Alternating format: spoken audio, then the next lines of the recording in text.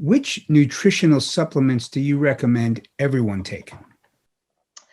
Well, nutritional supplements are not necessarily needed by everyone, but for those who eat predominantly or exclusively plant-based diet, I would recommend vitamin B12, 1,000 micrograms twice a week, or 100 micrograms a day. I know Michael Greger says 50 micrograms a day, and that may be sufficient, but I did some calculations based on absorption rates, and I felt more comfortable with 100 micrograms, especially during pregnancy and lactation and more vulnerable times of life. Seniors actually, I would recommend 1,000 micrograms daily. So once you hit 65, I think that's a very reasonable thing to do.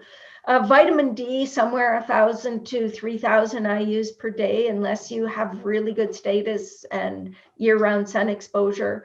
Iodine, if you're not using iodized salt and you're not eating seaweed, I would recommend 150 micrograms a day. And it's more, it's 220 for pregnancy, 290 for lactation. So it'd be higher for those individuals.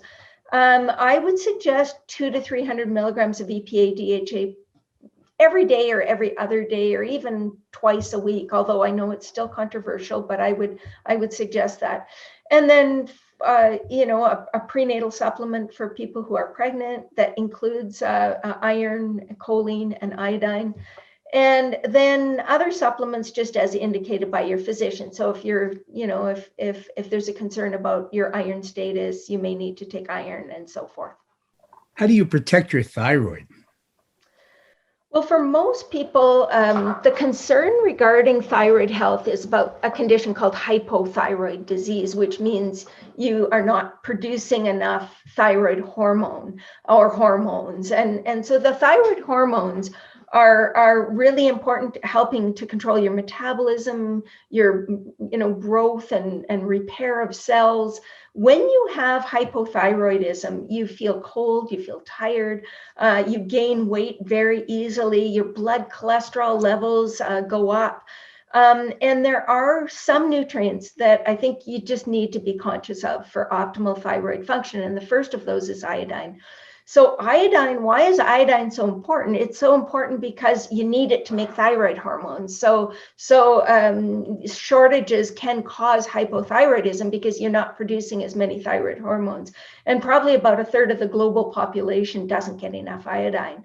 It's less common, iodine deficiency when salt is iodized or seaweed is regularly consumed.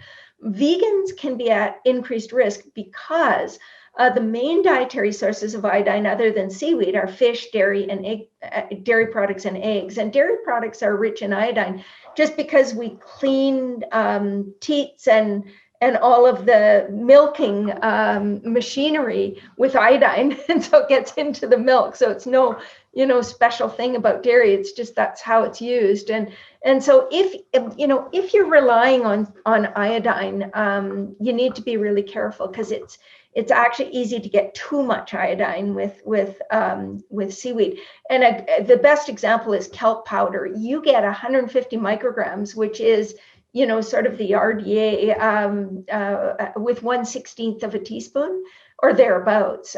So you can imagine if you're consuming a teaspoon, you're way over the upper limit of 1,100 micrograms. So you need to be careful of that because too much can interfere with thyroid function as well. And then there are two other nutrients that I think are worth mentioning where thyroid health is concerned. And one is selenium. Selenium and actually I'll mention both of this because they do the same thing. Selenium and zinc actually both help to activate thyroid hormones. So they're important to thyroid function. And selenium, the best sources are Brazil nuts, other nuts and seeds, legumes, whole grains, but Brazil nuts are by far the most concentrated source. Some fish and eggs are also sources. So, omnivores would rely on those, or maybe lacto-vegetarians or pesco-vegetarians. But a single Brazil nut can supply the daily needs of 55. It's 55 micrograms a day that are recommended. So it's not very difficult to get if you do include a Brazil nut or two diet. And then zinc, legumes, nuts, seeds are the most concentrated sources. And then otherwise, you just want to eat a very healthy diet. If you have a thyroid disease and you wonder about soy and goitrogens and all of that, you may need to moderate your intake of soy and other goitrogens. And goitrogens are, cruciferous vegetables are goitrogens. And generally, if you have enough iodine in your diet, you don't have to worry about goitrogens. But people that actually have thyroid, hypothyroid disease may want to moderate their intakes a little bit.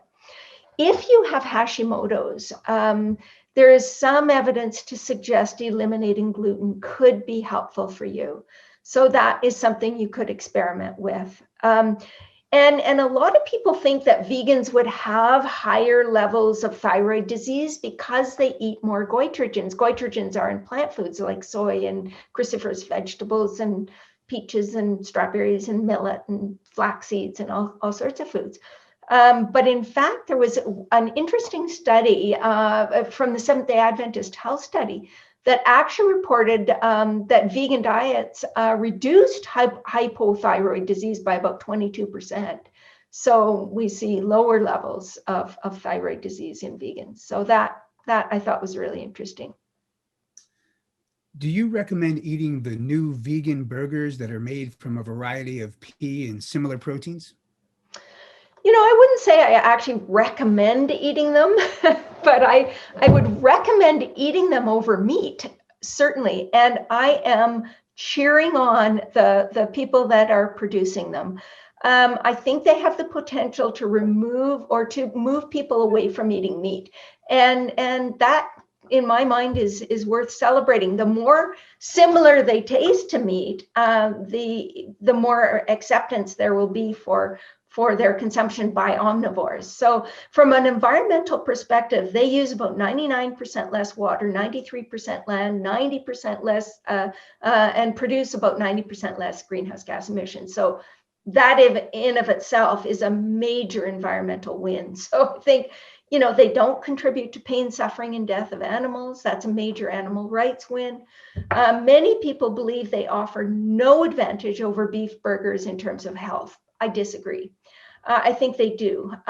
They provide similar amounts of protein and fat, but they have slightly less saturated fat and they have no cholesterol. They contain fiber. They contain no trans fats, whereas beef burgers do. They are higher in iron. They're higher in calcium. They don't contain any new 5-GC or carnitine that gets converted to TMAO. They don't contain the endotoxins that regular meat burgers would contain. They contain fewer environmental contaminants, fewer heterocyclic amines, because they don't produce heterocyclic amines when they're cooked.